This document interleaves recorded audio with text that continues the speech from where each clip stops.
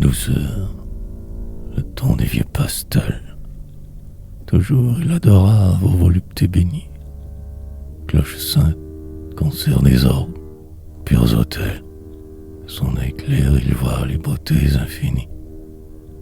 Sur la lyre d'ivoire, avec les polymnies, il dit l'hymen païen, cher aux dieux immortels.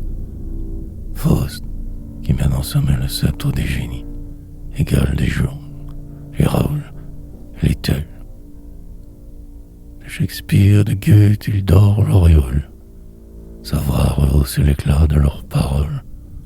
Leur œuvre ne s'enflamma à garder le reflet. Écho du mont Olympe, écho du Paraclet, sont redits par ses muses aux longueurs de créole. Tel vibre tout vent une harpe d'éole.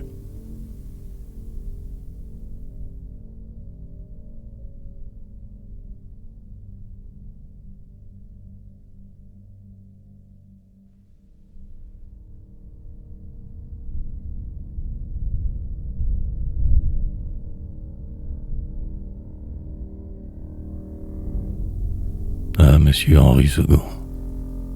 Réponse à son sonnet. Peine d'amour perdu. Si nous nions le jour pour la lueur fugace, c'est que depuis l'aurore on égare nos pas, avec un soin jaloux et dérobant la trace du droit chemin qu'elle lâche. Nous ne connaissons pas. Le poison du mensonge nourrit notre race. Le venin dans le coupe abreuve nos repas. En nos veines il coule du sang pour la place. Le pain de vérité nous donne le trépas. L'esprit faussé depuis la première jeunesse. Comment goûterions-nous les vrais biens? Notre cœur a senti du serpent la trompeuse caresse. Il prend pour l'idéal une impossible ivresse, méprisant la nature et le simple bonheur. Le vrai voile, sa face est le faux et vainqueur.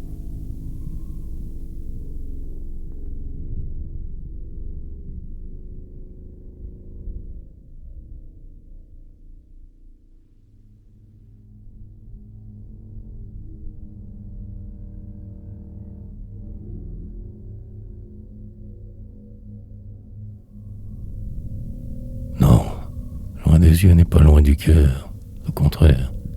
Pour les âmes d'élite, c'est plutôt vérité. Quand des mystérieux se fait une paire, l'un ne trahit pas l'autre après l'avoir quitté. L'éloignement détruit l'amitié du vulgaire, pour qui coule toujours l'eau du fleuve l'été. C'est un sable mouvant, bien folle et téméraire, qui suffirait jamais à sa solidité.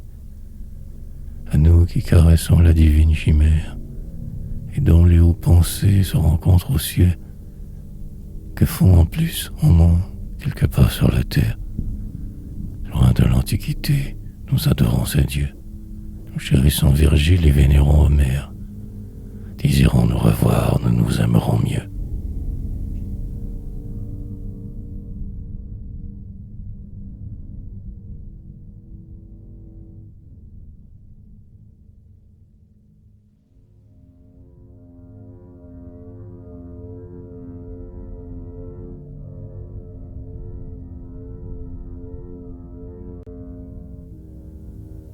En Espagne, mais loin du Tage, quand je me promène en chantant, avez-vous retrouvé Carthage, aussi belle qu'en la quittant?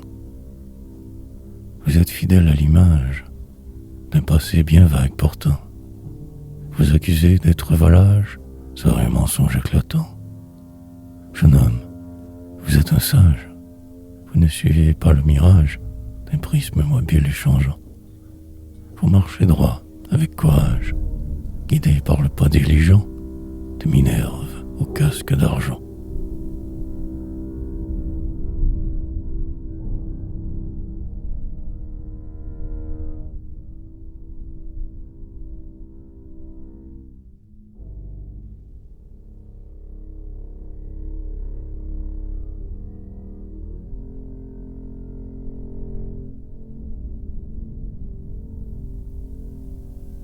Cadix, blanche, verte et rosée, ignorante des mots, Cadix, perle irisée, dans le reflet des eaux, par la chaleur lassée, préfère aux durs travaux du corps, de la pensée, les courses de taureaux.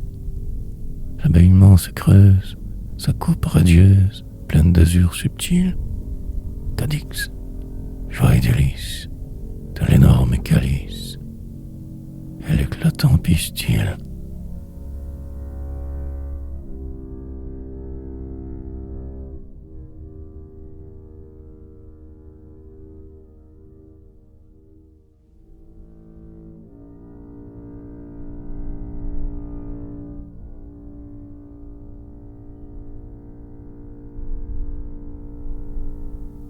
La solitude scie à l'âme endolorie, lasse de tout plaisir rivage du bonheur, qui n'a plus rien à craindre et se sent guéri contre l'âpre destin par l'excès du malheur.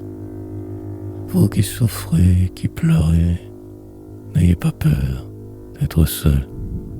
De vos mots il se peut que l'on rit, si vous vous asseyez près du joyeux viveur, et la foule banale est au lieu où l'on prie.